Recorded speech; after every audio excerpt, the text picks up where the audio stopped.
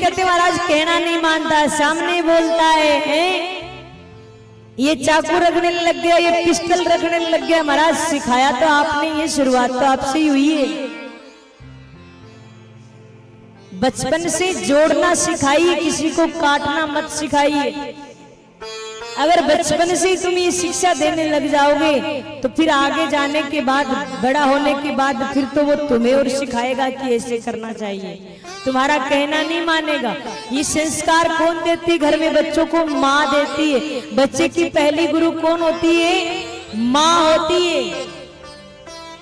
अब कई बार माताएं क्या कहती, महाराज मैं कहती हूँ, ये तो कुछ कहते ही नहीं। तो महाराज ये घर रहते ही नहीं, कहेंगे कहां से? इनको तो व्यवस्था भी तो करनी है, शाम को खाने के लिए भी तो चाहिए तुम्हें। बच्चे की पहली गुरु माँ होती है। पहले एक चैप्टर आता था, शायद हिंदी में आता होगा, मुझे इतना याद नहीं है। एक बालक था और वो छोटा सा था, पढ़ने गया, स्कूल से एक पेन उठा लाया, चोरी कर लाया। और जैसे वो पेन लेकर आया, माँ ने कुछ नहीं कहा, माँ बड़ी खुश हुई। महाराज धीरे धीरे वो छोटी छोटी चोरियों के द्वारा अब तो बड़ी बड़ी चोरियां करने लग गया, बड़ा सा चोर बन गया। इतना बड़ा चोर बन गया कि नौबत यहां तक आ गई कि बोले फांसी की सजा, इसको फांसी दी जाएगी। अब फांसी देते तो क्या करते हैं? अंतिम इच्छा पूछते, बोला तेरी अंतिम इच्छा क्या है?